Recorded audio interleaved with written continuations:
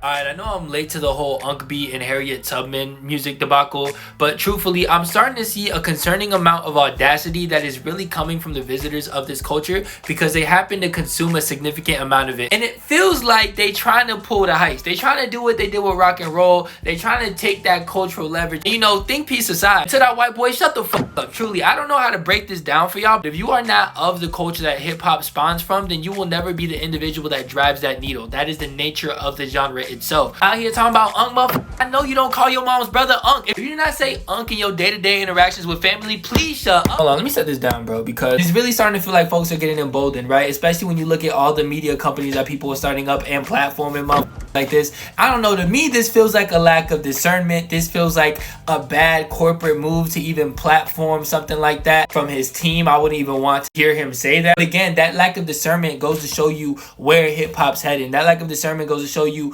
who's kind of getting the opportunities in this music industry. And if you understand how the music industry works, you know that talent and wealth do not necessarily coincide. And that really is the problem with me, right? I really feel like consumerism has always been kind of shifting where hip-hop was going, right? That's always been a criticism. Even back during the Backpacker days, that was like the whole point of that movement. They're able to kind of have their own homegrown sound and kind of grow on their own without the black approval that comes within this genre.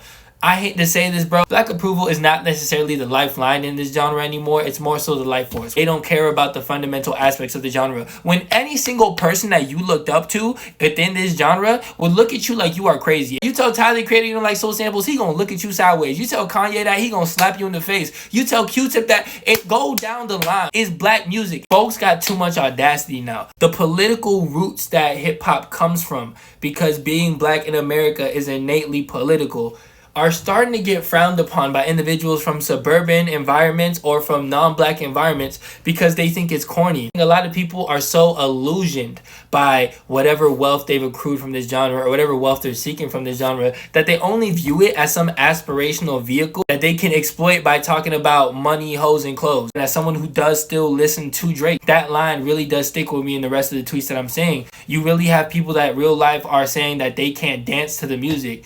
First of all, none of y'all know how to dance. Like, I go to the club, none of y'all are dancing. So when I see individuals like Adochi, you know, who continuously gives love to hip-hop and its roots, despite trying to claim Lin-Manuel Miranda, that gives me hope, recognizing what came before you. To that white boy, you'll never have my respect. You'll likely never have the respect of the culture once again. Y'all starting to move a little Vladish, all right, when it comes to who you put on these platforms and what you want to highlight and stuff, and be like, hey, man, they're just the ones talking.